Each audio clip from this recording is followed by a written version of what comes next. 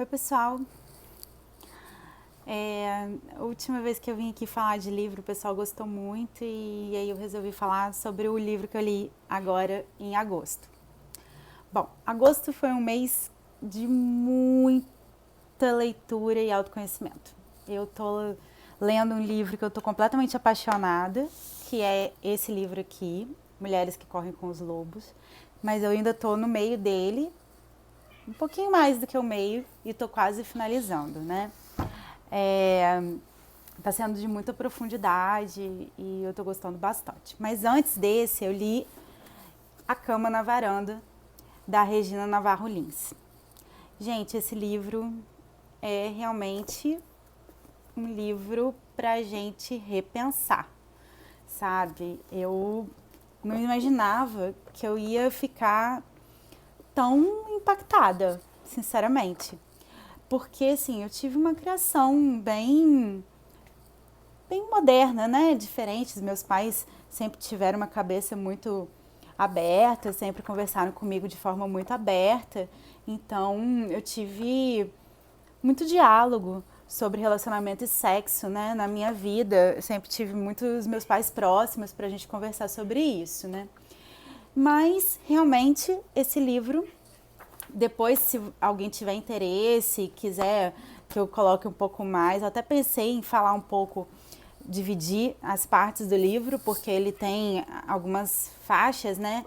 A primeira parte dele é um histórico sobre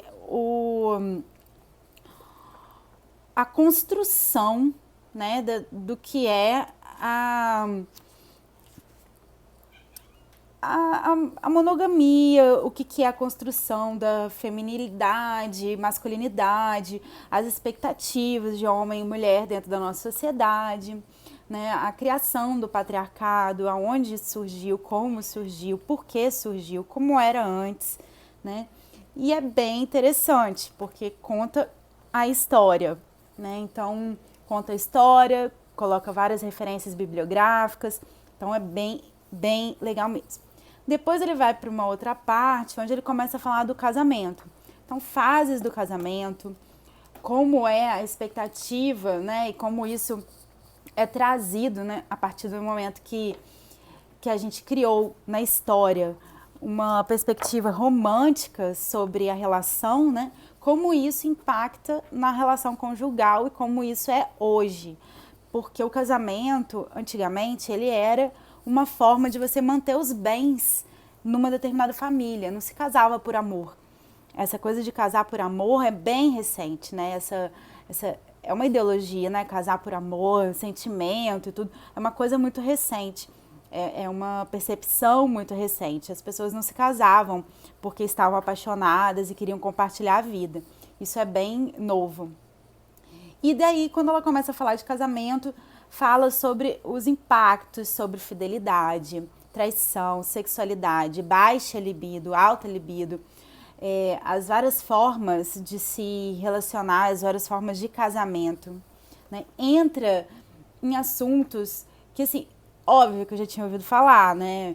Poliamor, swing, já tinha ouvido falar, mas realmente ela coloca pontos de vistas e pega relatos das pessoas que vivem isso, né? Então, uma coisa é como eu interpreto o que alguém está me falando, que é tipo, vamos, né, entrar numa relação de poliamor, como já aconteceu comigo.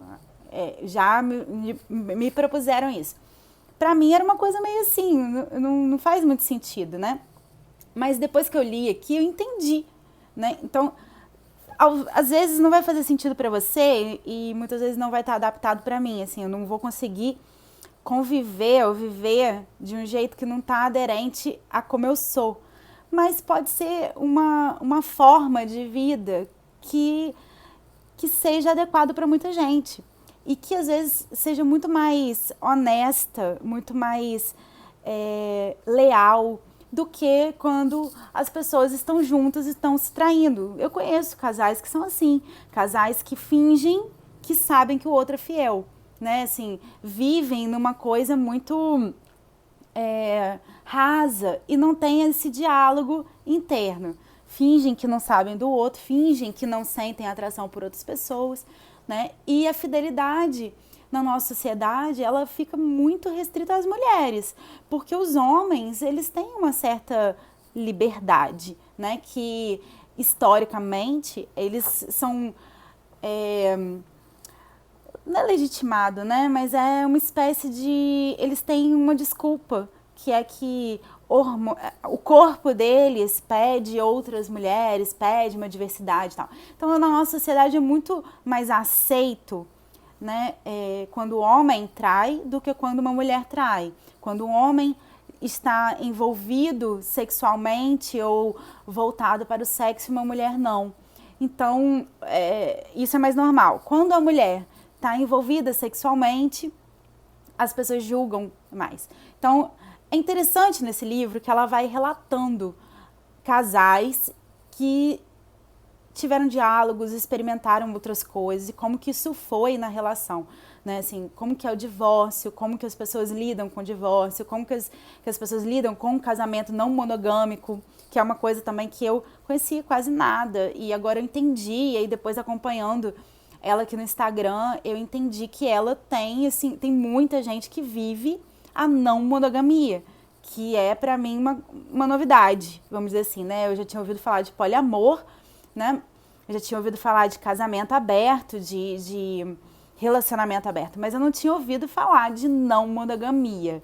Então, é bem interessante, eu tô lendo sobre isso, e esse livro foi um marco pra mim nesse mês. Realmente, eu me achei uma pessoa extremamente careta.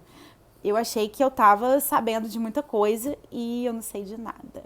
Eu achei que eu já tinha vivido muito e já tinha experimentado muita coisa, mas realmente ainda tem muitas coisas que eu desconheço.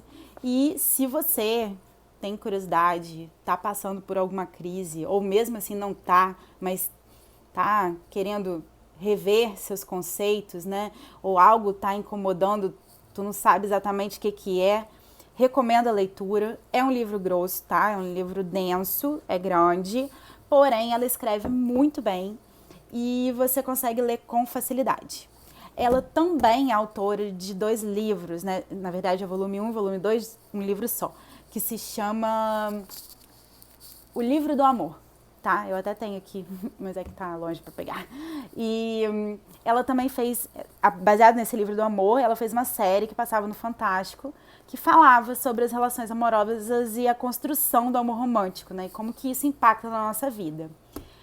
Realmente, pessoal, vale a pena você repensar as relações para sofrer menos, tá? Foi libertador. Recomendo. Até a próxima.